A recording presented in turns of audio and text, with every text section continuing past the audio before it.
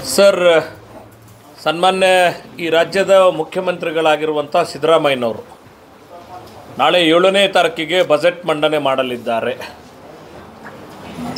ಅದಕ್ಕೆ ಪೂರ್ವಭಾವಿಯಾಗಿ ಸದನಗಳ ವಿಧಾನಮಂಡಲದ ಸತ್ಸಂಪ್ರದಾಯದ ಪ್ರಕಾರ ಸನ್ಮಾನ್ಯ ರಾಜ್ಯಪಾಲರು ಇವತ್ತು ಜಂಟಿ ಸದನವನ್ನು ಉದ್ದೇಶಿಸಿ ಭಾಷಣ ಮಾಡುತ್ತಿದ್ದಾರೆ. ಈ ಹಿನ್ನೆಲೆಯಲ್ಲಿ ಈ ರಾಜ್ಯದ ಜನರ ಒಂದಷ್ಟು ಕಳಕಳಿಯನ್ನು ತಮ್ಮೆಲ್ಲರ ಮೂಲಕ ಸರ್ಕಾರಕ್ಕೆ ತಿಳಿ ಹೇಳುವ, ಬಡಿದೆಬ್ಬಿಸುವ, ಕೇಳದೇ ಇದ್ದರೆ ವಿರೋಧ ಅನಿವಾರ್ಯ ಅನ್ನುವಂಥ ಎಚ್ಚರಿಕೆಯನ್ನು ಕೊಡುವ ಸಲುವಾಗಿ ಈ ಒಂದು ಪತ್ರಿಕಾಗೋಷ್ಠಿಯನ್ನು ಕರೆಯಲಾಗಿದೆ. ಸರ್, ಇಡೀ ಈ ದೇಶದ ಜನಸಂಖ್ಯೆ 2011ರ ಜನಗಣತಿಯ ಆಧಾರದಲ್ಲಿ ಹೇಳೋದಾದರೆ ಜನಸಂಖ್ಯೆಯಲ್ಲಿ ಪರಿಶಿಷ್ಟ ಜಾತಿಗಳ ಜನಸಂಖ್ಯೆ 20,13,78,372 ಇಡೀ ದೇಶದ್ದಿದು. ಅಂದರೆ 16.6% ಪಾಪ್ಯುಲೇಷನ್ನ 16.6%. ಪರಿಶಿಷ್ಟ ಪಂಗಡದ ಜನಸಂಖ್ಯೆ ಈ ದೇಶದ್ದು 10,42,81,034. ಅಂದರೆ ಒಟ್ಟು ದೇಶದ ಜನಸಂಖ್ಯೆ 8.6%. ಇದು 2011 ಸೆನ್ಸಸ್ ಪ್ರಕಾರ. ಇವತ್ತಿನ ಜನಸಂಖ್ಯೆಗೆ ಆಧಾರವಾಗಿ ತೊಗೊಂಡ್ರೆ ಭಾಳ ದೊಡ್ಡ ಪ್ರಮಾಣದಲ್ಲಿ ಈ ಜನಸಂಖ್ಯೆ ಹೆಚ್ಚಾಗಿದೆ. ವೆರಾಸ್ ಕರ್ನಾಟಕದ ನೋಡಿದಾಗ ಪರಿಶಿಷ್ಟ ಜಾತಿಗಳ ಜನಸಂಖ್ಯೆ 1,04,74,992. 2011 ಸೆನ್ಸಸ್ ಕರ್ನಾಟಕದ ಪರಿಶಿಷ್ಟ ಜಾತಿಯ ಜನಸಂಖ್ಯೆ ಪರ್ಸೆಂಟೇಜ್ ವೈಸ್ ನ್ಯಾಷನಲ್ ಅವರೇಜ್ಗಿಂತ ಜಾಸ್ತಿ 17.15%. National average is 16.6%. ಅದೇ ರೀತಿ ಪರಿಶಿಷ್ಟ ಪಂಗಡಗಳ ಜನಸಂಖ್ಯೆ ಕರ್ನಾಟಕ ರಾಜ್ಯದಲ್ಲಿ 42,48,978, 6.95%. ಇದೆಲ್ಲವನ್ನು ಮನಗೊಂಡು ಕರ್ನಾಟಕ ರಾಜ್ಯದಲ್ಲಿ 24.1%. ವಿಶೇಷವಾಗಿ ಶೆಡ್ಯೂಲ್ ಕಾಸ್ಟ್, ಶೆಡ್ಯೂಲ್ ಟ್ರೈಬಿನ ಜನರ ಉದ್ಧಾರಕ್ಕಾಗಿ, ಅವರ ಅಭಿವೃದ್ಧಿಗಾಗಿ, ಅವರ ಶಿಕ್ಷಣಕ್ಕಾಗಿ, ಅವರ ಜೀವನ ಮಟ್ಟದ ಸುಧಾರಣೆಗಾಗಿ ಯೋಜನೆ ಮಾಡಬೇಕು ಅಂಥೇಳಿ ಹಿಂದೆ ಕರ್ನಾಟಕ ಸರ್ಕಾರದಲ್ಲಿ ಇದೇ ಸಿದ್ದರಾಮಯ್ಯನವರು ಇದ್ದಾಗ, ಅಂದರೆ ಇದು 5ನೇ ಪಂಚವಾರ್ಷಿಕ ಯೋಜನೆಯಲ್ಲಿ ಆರಂಭ ಆಗ್ತದೆ. SCPTSP ಯೋಜನೆ ಚರ್ಚೆ ಆರಂಭ ಆಗಿದ್ದು 5ನೇ ಪಂಚವಾರ್ಷಿಕ ಯೋಜನೆ ಒಳಗೆ. ಅದು ಕಾರ್ಯರೂಪಕ್ಕೆ ಬಂದು ಒಂದು ಶೇಪಿಗೆ ಬರಬೇಕಾದ್ರೂ 7ನೇ ಪಂಚವಾರ್ಷಿಕ ಯೋಜನೆ ಬೇಕಾಯಿತು. ಅಂದರೆ 2 ಪಂಚವಾರ್ಷಿಕ ಯೋಜನೆಗಳು ಬೇಕಾದವು. ಭಾಳ ಸೂಕ್ಷ್ಮವಾಗಿ ಹೇಳ್ತಿದ್ದೀನಿ. ಸಂವಿಧಾನದ ರಚನೆಯ ಸಂದರ್ಭದೊಳಗೆ ಭಾಳ ಸ್ಪಷ್ಟವಾಗಿ ಶೆಡ್ಯೂಲ್ ಕಾಸ್ಟ್ ಮತ್ತು ಶೆಡ್ಯೂಲ್ಡ್ ಟ್ರೈಬ್ಸ್, ಶೆಡ್ಯೂಲ್ಡ್ ಇವೆರಡು ಯಾಕೆ ಮಾಡಿದ್ರು?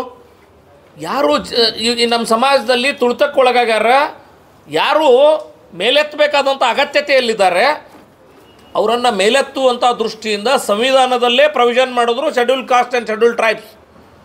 ಇವರು ಉದ್ಧಾರಕ್ಕಾಗಿ 5ನೇ ಪಂಚವಾರ್ಷಿಕ ಯೋಜನೆ ಬರುವವರೆಗೂ ಕಲ್ಪನೆ ಇರಲಿಲ್ಲ ಈ ಕಾಂಗ್ರೆಸ್ನವ್ರಿಗೆ. ಸಂವಿಧಾನದ ಕರ್ತೃ ಬಾಬಾ ಸಾಹೇಬ್ ಅಂಬೇಡ್ಕರ್ರು ಸಂವಿಧಾನ ರಚನೆ ಸಂದರ್ಭದಲ್ಲಿ ಈ ಸಮುದಾಯಗಳಿಗೆ ವಿಶೇಷ ಒತ್ತು ಕೊಡಬೇಕು ಅಂಥೇಳಿ ಶೆಡ್ಯೂಲ್ ಮಾಡಿಸಿದ್ರು ಕೂಡ 5ನೇ ಪಂಚವಾರ್ಷಿಕ ಯೋಜನೆ ಬರುವವರೆಗೂ ಚರ್ಚೆನೇ ಆಗಲಿಲ್ಲ. 7ನೇ ಪಂಚವಾರ್ಷಿಕ ಯೋಜನೆ ಬರುವವರೆಗೂ SCPTSP ಆಗಲಿಲ್ಲ. ಭಾಳ ದೊಡ್ಡದಾಗಿ ಸಿದ್ದರಾಮಯ್ಯನವ್ರು ಹೇಳಿದ್ರು, ಹಿಂದೆ ನನಗೆ ಮುಖ್ಯಮಂತ್ರಿ ಆಗಿರೋ ಸಂದರ್ಭದೊಳಗೆ SCPTSPಗೆ ಒಂದು ಕಾಯ್ದೆ ತಂದಿದ್ದೀನಿ ಅಂತ. ಇರೋ SCPTSP ಯೋಜನೆಗಳಿಗೆ ಒಂದು ಕಾಯ್ದೆ ರೂಪಿಸುವಂಥ ಕೆಲಸ ಮಾಡಿದ್ರು. ಅದ್ರ ಬಗ್ಗೆ ನಾವು ಭಾಳ ದೊಡ್ಡದಾಗಿ ಮಾಡಿದ್ದೀನಿ ಅಂತ ಜಂಬ ಕಚ್ಕೊಳ್ಳುವಂಥ ಅಗತ್ಯ ಅದಂತ ನಾ ಏನು ಭಾವಿಸೋದಿಲ್ಲ. ಆದರೆ ಭಾಳ ಸ್ಪಷ್ಟವಾಗಿ ಸರ್, ಆ ರೀತಿ ಕಾಯ್ದೆ ಮಾಡಿರುವಂಥ ವ್ಯಕ್ತಿ 2 ಬಜೆಟ್ ಈಗಾಗಲೇ ಮಂಡನೆ ಮಾಡಿದ್ದಾರೆ, 3ನೇ ಬಜೆಟ್ ಮಂಡನೆ ಮಾಡಲಿಕ್ಕೆ ಹೊರಟಿದ್ದಾರೆ. ಭಾಳ ದೊಡ್ಡದಾಗಿ ಹೇಗಾದರೂ ಮಾಡಿ ಅಧಿಕಾರಕ್ಕೆ ಬರಬೇಕು ಅಂತೇಳಿ ಗ್ಯಾರಂಟಿ ಯೋಜನೆಗಳನ್ನು ಅನೌನ್ಸ್ ಮಾಡಿರುವಂಥ ಸಿದ್ದರಾಮಯ್ಯನವರು ಇಡೀ ರಾಜ್ಯದ ಜನತೆಗೆ ಗ್ಯಾರಂಟಿ ಕೊಡ್ತೀನಿ ಅಂತ ಅನೌನ್ಸ್ ಮಾಡಿದ್ರು. ಗ್ಯಾರಂಟಿ ಯಾರಿಗೆ ಕೊಟ್ರ? ಅದರೊಳಗೆ ಯಾವುದೇ ಭೇದ ಭಾವ ಇರಲಾರ್ದೇ ಎಲ್ಲರಿಗೂ ಗ್ಯಾರಂಟಿ ಕೊಡೋ ಕೆಲಸ ಮಾಡ್ರ. ಅದರ ದುರ್ದೈವ ಏನಂದ್ರೆ SC ST ಜನಾಂಗಗಳಿಗೆ ಗ್ಯಾರಂಟಿ ಕೊಡ್ತೀನಿ ಅಂದ್ರೆ ಅವರು SCPTSP ಯೋಜನೆಯಿಂದ ಹಣ ತೋಳ್ತೀನಿ ಅಂತ ಹಠಕ್ಕೆ ಬಿದ್ದಾರೆ. ಸರ್, ಹತ್ತತ್ರ 12,000 ಕೋಟಿ ಹಣವನ್ನು ಮೊದಲೇ ಬಜೆಟ್ನೊಳಗೆ ಎರಡನೇ ಬಜೆಟ್ನೊಳಗೆ 13,000 ಕೋಟಿಯಷ್ಟು 14,000 ಕೋಟಿಯಷ್ಟು ಎರಡನೇ ಬಜೆಟ್ನೊಳಗೆ ನೋಡ್ರಿ. ಅವ್ರದ್ದು ನಿಲ್ಲಕತ್ತಿಲ್ಲ 25,000 ಕೋಟಿ ಈಗಾಗಲೇ ದಲಿತೋದ್ಧಾರಕ್ಕಾಗಿ ಇಟ್ಟಿರುವಂಥ ಹಣವನ್ನು ಅವರು ನುಂಗಿ ಹಾಕ್ಯಾರ ಗ್ಯಾರಂಟಿ ಹೆಸರಿನೊಳಗೆ, ಜನಪ್ರಿಯತೆ ಹೆಸರಿನೊಳಗೆ. ಈಗ ಮತ್ತೆ ಹತ್ತತ್ರ 14,488 ಕೋಟಿಗೂ ಬೆಕ್ಕಿ ಹಣವನ್ನು ತೋಳ್ತೇವೆ ಅಂತ ಪ್ರಪೋಸ್ ಮಾಡ್ಯಾರ. ನಾಳೆ ಬಜೆಟಿಗೆ ಪ್ರಪೋಸ್ ಮಾಡ್ಯಾರ. ಅಂದ್ರೆ ಹೆಚ್ಚು ಕಡಿಮೆ 25,000 ಕೋಟಿ ನುಂಗ್ಯಾರ.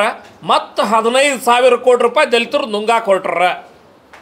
ಈ ಹಣ ಯಾವುದಕ್ಕೆ ಹೋಗ್ಬೇಕಾಗಿತ್ತು ಸರ್? ಈ ಹಣ ದಲಿತೋದ್ಧಾರ ಅಂದ್ರೆ ಆ ಮಕ್ಕಳ ಶಿಕ್ಷಣಕ್ಕಾಗಿ ಹೋಗ್ಬೇಕಾಗಿತ್ತು. ದಲಿತೋದ್ಧಾರ ಅಂತ ಹೇಳಿದ್ರೆ ಆ ಮಕ್ಕಳ ಸ್ಕಾಲರ್ಶಿಪ್ಪಿಗೆ ಹೋಗ್ಬೇಕಾಗಿತ್ತು. ದಲಿತೋದ್ಧಾರ ಅಂತ ಹೇಳಿದ್ರೆ ಆ ಮಕ್ಕಳ ರೆಸಿಡೆನ್ಷಿಯಲ್ ಸ್ಕೂಲಿಗೆ ಹೋಗ್ಬೇಕಾಗಿತ್ತು. ಆ ಮಕ್ಕಳ ಹಾಸ್ಟೆಲ್ಗೆ ಹೋಗ್ಬೇಕಾಗಿತ್ತು. ದಲಿತ ಕೇರಿಗಳಲ್ಲಿ ಮೂಲಭೂತ ಸೌಕರ್ಯಗಳ ನಿರ್ಮಾಣಕ್ಕಾಗಿ ಹೋಗ್ಬೇಕಾಗಿತ್ತು. ನಮ್ಮ MP ಸಾಹೇಬರು ಭಾಳ ಸಲ ಹೇಳ್ತಾರೆ, ಏನಪ್ಪ 2 ವರ್ಷ ಆಯಿತು ಗಂಗಾ ಕಲ್ಯಾಣ ನಿಂತುಬಿಟ್ಟದ, ಏನಾರ ಮಾಡಿ ಅದ್ರೊಳಗೆ ಒಂದಿಷ್ಟು ಮಂದಿಗೆ ನಾವು ಒಳ್ಳೇದು ಮಾಡುವಂಥ ಕೆಲಸ ಮಾಡ್ತಿದ್ವಿ, ಗಂಗಾ ಕಲ್ಯಾಣ ಬರೋಲ್ಲಾಗ್ಯದ. ನೀವು ಹೇಳ್ರಿ 2 ವರ್ಷದಾಗ ಗಂಗಾ ಕಲ್ಯಾಣ ಕೊಟ್ರ ಸರ್? ಗಂಗಾ ಕಲ್ಯಾಣ ಕೊಡೋದಂತೂ ಉಳಿತು, ಬೋರ್ವೆಲ್ ಹೊಡಿಯೋದು ದೂರ ಉಳಿದ. ಇರೋ ಬೋರ್ವೆಲ್ಗಳಿಗೆ ಎಲೆಕ್ಟ್ರಿಫಿಕೇಷನ್ ಮಾಡೋಕ್ಕಾಗಿಲ್ಲ, ಇವ್ರಿಗೆ ಪೈಪ್ಲೈನ್ ಮಾಡೋಕ್ಕಾಗಿಲ್ಲ.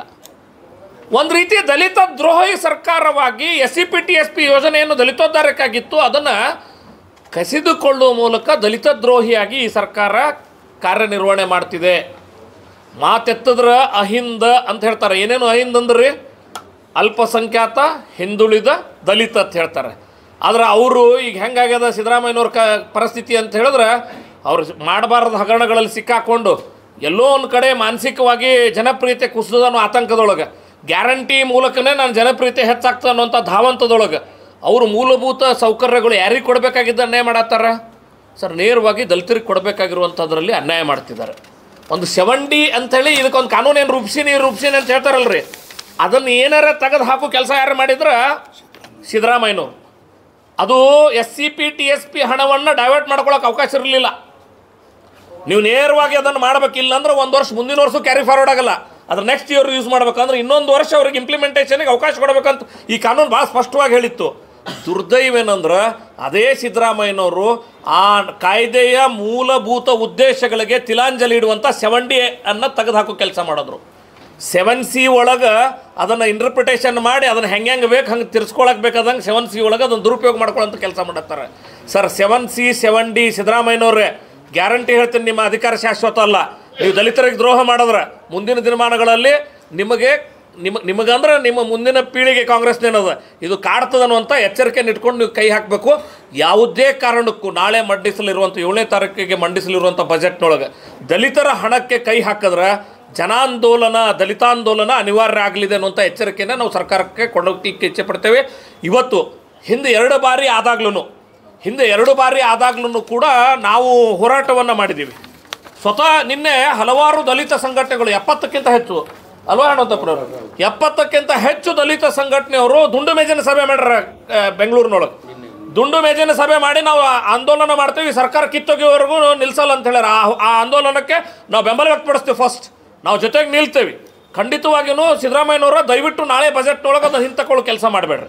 ಅಕಸ್ಮಾತ್ ಏನಾದರೂ ದಲಿತರ ಹಣಕ್ಕೆ ನೀವು ಕೈ ಹಾಕಿದ್ದಾದ್ರೆ ಖಂಡಿತ ಆ ಶಾಪದಲ್ಲಿ ನಿಮ್ಮ ಸರ್ಕಾರ ಮುಳುಗ್ತದೆ ಅನ್ನುವಂಥ ಎಚ್ಚರಿಕೆಯನ್ನು ಕೊಡ್ತೇವೆ. ಜನಾಂದೋಲನ ಮಾಡ್ತೇವೆ ಅನ್ನುವಂಥ ಎಚ್ಚರಿಕೆಯನ್ನು ಕೂಡ ಈ ಸಂದರ್ಭದಲ್ಲಿ ಕೊಡ್ತೇವೆ. ಈ ಒಂದು SCPTSP ಬಗ್ಗೆ ಮೊನ್ನೆ ಭಾಳ ದೊಡ್ಡ ಚರ್ಚೆ ಶುರು ಆಯಿತು. ಚರ್ಚೆ ಶುರು ಆಗಿರುವಂಥ ಸಂದರ್ಭದಲ್ಲಿ ನಿಮ್ಮೆಲ್ಲರೂ ಗೊತ್ತಿರಲಿ, ಈ ಹಣದ ದುರ್ಬಳಕೆ ಮಾಡಬಾರ್ದು ಅಂದಾಗ MA ಚರ್ಮದ ದಲಿತ ದ್ರೋಹಿ ಸರ್ಕಾರದ ವಿರುದ್ಧ ಜನಾಂದೋಲನ ಅಂತ ಒಬ್ಬರು ಪ್ರಸ್ತಾವನೆ ಇಟ್ಟರು. ಪಾಪ ಇನ್ನೊಬ್ರು ಬಂದು ಏನು ಹೇಳಿದ್ರು, ಸರ್ MAಗೆ ಯಾಕೆ ಅಪಮಾನ ಮಾಡ್ತೀರಿ ಅಂತ. ಈ ಸರ್ಕಾರವನ್ನು ದಯವಿಟ್ಟು ನೀವು MAಗೆ ಹೋಲಿಸ್ಬೇಡ್ರಿ. MA ಚರ್ಮದ ಸರ್ಕಾರ ಅಂತ ಹೇಳಿದ್ರೆ MAಗೂ ಅಪಮಾನ ಆಗುತ್ತೆ. ಆ ರೀತಿ ದಪ್ಪ ಚರ್ಮದ ಸರ್ಕಾರ ಇದು, ಅದಕ್ಕೇನು ಬೇರೆ ಹೇಳಿಕ್ಕೆ ಅವಕಾಶ ಇಲ್ಲ. ಇನ್ನು ಮೇಲೆ MA ಚರ್ಮ ಅಂತೇಳಿ ದಪ್ಪ ಚರ್ಮಕ್ಕೆ ಹೇಳೋ ಬದಲಿಗೆ ಕಾಂಗ್ರೆಸ್ ಚರ್ಮದ ಸರ್ಕಾರ, ಕಾಂಗ್ರೆಸ್ ಸರ್ಕಾರ ಅಂತ ಹೇಳಬೇಕಾಗ್ತದೆ ಅನ್ನುವಂಥ ಉಪಮೆಯನ್ನು ಹೇಳುವಂಥ ಕೆಲಸ ಮಾಡಿದ್ರು. ಆ ರೀತಿ ಜನರಿಗೆ ಒಂದು ಬೇಸರ ತರಿಸಿರುವಂಥ ಕೆಲಸ ಮಾಡ್ತಿದೆ. ನಿಜವಾಗ್ಲೂ ನಿಮ್ಮ ಬದ್ಧತೆ ಇದ್ರೆ ಜೀವನ ಪೂರ್ತಿ ಮುಖ್ಯಮಂತ್ರಿ ಆಗಬೇಕು ಅನ್ನೋ ಆಸೆ ಇರ್ತದೆ, ನಮ್ಗೆ ಅರ್ಥ ಆಗ್ತದೆ. ನೀವು 1 ಸಲ ಅಲ್ಲ 2 ಸಲ ಮುಖ್ಯಮಂತ್ರಿ ಆಗಿ ಯಾಕೆ ಬೇಕು ಈ ವಯಸ್ಸಿನೊಳಗೆ ಈ ರೀತಿ ಕೆಟ್ಟ ಕೆಲಸ ನಿಮಗೆ ಅನ್ನುವಂಥ ಕಿವಿಮಾತನ್ನು ಹೇಳ್ತೇನೆ.